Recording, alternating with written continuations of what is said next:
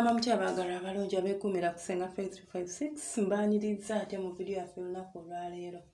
Olunaku olwaleero tugenda kwogera ku bifo by'otalina kubuusa maaso oba ebifo ebireeta essanyu oba ebifo mu mmana y'omukyalo oba ku mmana by'olina okubeera ng'owa obudde singa muba mugenda mu kikolwa ekyokwezina oba muli mu kikolwa ekyokwezina. Abakyala abamu balina n'amazzi agamansika naye nga tegafulumangako, naye nga oluusi kiva kuba nti mubuusa ebifo ebyenkizo mubibuusa amaaso ne mudduka ne mugenda ne mutuukiriza mu ebyammwe. Nabagamba essanyu ly'omukyala lyawukana ku ly'omwami. Omwami ye kasita afuna ekitulo w'asobola okuyingira n'asoggola ng'amala. Ekitali ku mukyala, omukyala ebibyo byakukwata mpola, kunoonya, kutegeera. Naye ate bw'oba omutegedde era akwanguyira, kubanga omuntu singa aba alina w'akulagirira n'akuwa maapu n'agamba nti olaba eyo maapu gy'oba ogoberera, n'omulala n'agamba akwata wano okwate wano ate okwate wano, biba bijja kubuzaabuza era oba bijja kuba nga ozibuwalibwamu. Mbaaniriza ku channel yange eno oba ku channel yaffe eno, mmwe abakadde era abeekuumirako mwebale kubanga mwekuumirako mukola kya ttendo. Mukama abankuumire era abanjagalire ate abampangaalize.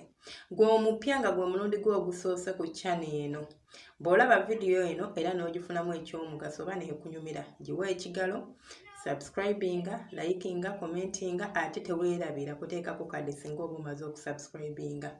Ekifo ekisooka kye tugenda okutunuulira ku mmana kye tutalina kubuusa maaso gwe musino.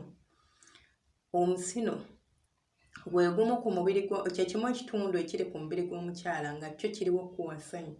Tekitambuza musaayi, tekirina kye kikola nti oba kiyambako mmana kussa nti oba nedda. Tekifuka mbw'ogenda kufukirawo nedda. Ako akatundu kaliwo okuwa ssanyu. Era omukyala abamu, in fact, kanjogere ku banyankole kye kijja okwanguyira. Omunyankole asinga awo wafukira amazzi ku musino. Kubanga omusino bakuba kacyabali. Manya abakuba kacyabali bakuba musino. Era bw'agukuba singa omuntu aba agustimulatinze bulungi oba omuntu aba agukutte bulungi, gently then roughly, mpola mpola.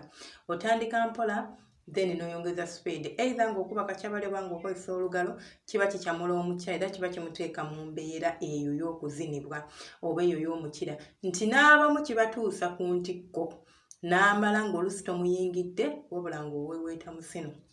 Ekifo ekyokubiri kye tubuusa amaaso oba abaami be kye mubuusa amaaso z'enfuli. Nnyinza okugamba nti osobola okubeera n'omusajja emyaka n'emyaka nga takwatanga ku nfuli za mukazi we ng'alaba ndabe ziringa kifaananyi nga tamanyi na mugaso gwazo. Enfuli ezo z'olaba singa muba mugenda okwezina, njagala okyeteekemu ng'ozizannyisa. Osobola okuzisika ng'omukyala bw'asika enfuli. Kikyamula omukazi era kimuleetera okubeera ng'asannyalala oba asubbalala. Obusika obufuliba bulungi nnyo ng'ate bw'oweweeta ku musino bw'oba osobola. Bannaye kimuwa obwagazi era kimwongera okubeera ng'emmana ogenda giyingira ng'etobye bulungi nnyo. Nabagamba ekibaleetera okuzina emmana enkalu kwe kubanga temumanyi kunoonya mukyala. Mubyagala byamangu. Tattattatta mukutteko munywegeddeko. Ebyo byonna ebifo oba obibuuse. Gwe ng'onoonya mukira guyingirawa? Gwe ng'omala ng'ogwa wali. Mukazi wattu ng'omuleka n'ennyonta. Naye singa oba omukozeeko emikolo gino gimmenya wansi, ogenda okutuuka naawe okumuyingira nga mu butuufu ayoya mukira kumala. Nga tayoya. Naye buli lw'olwashinga kubanga gwe munnange omukira gwereezedde owudde oyagala kuyingira awo zina mmana kiggwe, kijja kuleetera okubeera nga bambi omukyala omuleka mu bbanga ng'akyayoya oba ng'akyalina obwetaavu bw'okuzinibwa. Enfuli za mugaso nnyo ky'obalaba abakyala babusika ne buvaayo. Naye ate bw'osanga omukyala nga talina nfuli, don't make it like tokifuula big deal. Kisinziira ku test yo, kisinziira ku gwe omugaso gw'oba ozifunyemu oba ebirungi by'oba ozimanyiiko. Kozi nga bwe nkugambye nti waliwo abasajja bangi nga tebamanyi mugaso gwa nfuli nga tazikwata nako. Nga tamanyi na kyazikolera. Alaba ndabe nga bw'olaba embwa bw'eraba ssente. Talina kyazikolera, tazimanyi. So I don't blame such people, but research ono aliwo okubeera nga muyambibwa nga mutegeera ebintu bino. Kyova olaba tukola channels zino tubeere nga tusobola okubasomesa naffe bye tumanyi ebitini ate nammwe mutusomese bye tutamanyi. Buli omu abangule munne mu nkola eyo oba mu ngeri bw'etyo. So enfuli kye kimu ku bitundu kye tutalina kubuusa maaso ku mubiri gw'omukyala singa muba mugenda okugenda mu kikolwa ekyokwezina. ekitundu ekyakyo ekitasobola kubuusa maaso nga kiri mu mana bagiyita gisport. Gisport eno sobola ginnyonnyola mu Luganda kuba simanyi linnya linsobola gyewa mu Luganda. Naye eyo sport bw'oba otadde engalo zo bbiri oba olugalo lwa wakati ng'oluyingizza mu mana y'omukyala nga lutunudde waggulu si wansi wabula waggulu, luyingirayo inchi emu ku inchi bbiri. Ekifo ekyo oba okikwatako kiba kiringa nga kispongi, kifiiringa nga kispongi.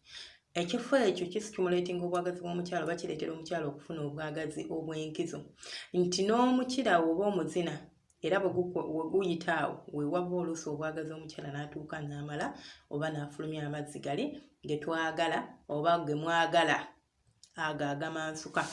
So nakyo kifo mu mana ky'olina okuwa obudde oba ky'olina okuloboozaako. Sijja kulima nti manyi erinnya lyensobola okukiyita ery'Oluganda wabula manyi lya Luzungu nga lyeri wabula nsobola okukulagirira nti kiri mu kifo bwe kiti. So emmana zaffe zaawukana kyekisookera ddala kye nina okugamba. Obuwanvu enkula eyinza okuba efaanagana like bw'ogitunira nti tufaanagana but mu buwanvu mu bugazi zaawukana. So oli oyinza omusanga nga ye inchi emu oba omaze okutuuka w'oyagala. Ku gisport omulango osobola okubeera ng'olina teekayo inchi bbiri ez'olugalo okutuukayo. Eyo gisport eviirako n'omukyala okuvaamu amazzi gali eri agamansuka ate emuviirako okubeera ng'atuuka ku ntikko singa oba otegedde eky'ogikozesa oba engeri y'okweyisaamu ng'ogifunye oba engeri y'okubeera ng'ogikwatamu. So kansuubire nti byensharinzeeko nawe bimala. Ekifo kyakyo nninza obuteerabira by'ebisenge by'emmana kumpi olaba ng'omukira guyingidde kumpi n'omumwa gwa nnabaana awo. Ebisenge by'emmana ebyo ebiri awo biri so sensitive. Although oba kyenninza okugamba ky'olinza okunootinga oba ky'olina okunootinga era kyenteekako essira tetufaanagana. Waliwo abantu ng'omusino tegumukyamula, waliwo abantu nga enfule ne bw'ozikwatako talina kyafiiringa although kiri rare tekirabikalabika. Abasinga balina ebizibu byabwe nti tebalina feeling, balina ebizibu byabwe but omuntu omulamu era ng'alina feeling ebiseera ebisinga ajja kubeera batyo. But kya buvunaanyizibwa nnyo okutegeera omuntu kiki kitundu ki ekisinga okumukyamula era n'okiwa obudde bwe muba mugenda mu kikolwa ky'okwezina.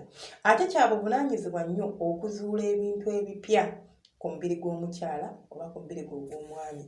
So muleme kwerookingira mu kikadde nti anti namumanyiira ye waakakyabali omusino gwe gumukyamula n'obeerako ku mwaka ne mubeera ku kintu kye kimu. Kyandibadde kya buvunaanyizibwa okubeera nga mukyusaamuko ne mubeera nga musobola okunyumirwa ebintu by'okwezina oba ebintu by'okwebiija. Munsikirize nkomye wano vidiyo yaffe teweeraba subscribinga, kulikinga, commentinga n'okusharinga. Vidiyo eno oba audio eno w'oba ogiwulidde wonna manya evudde ku Senga Faith 256. Jangu ku YouTube yo teekamu erinnya Senga Faith 256 bajja kweta butereevu ku channel yaffe obeere ng'osubscribinga obeere ng'otwegattako.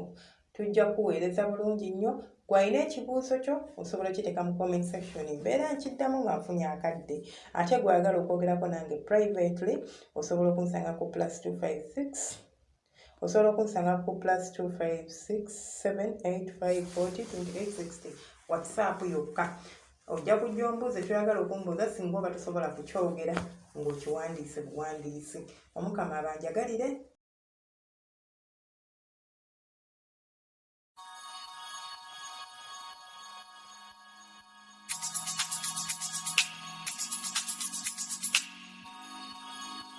Yeah.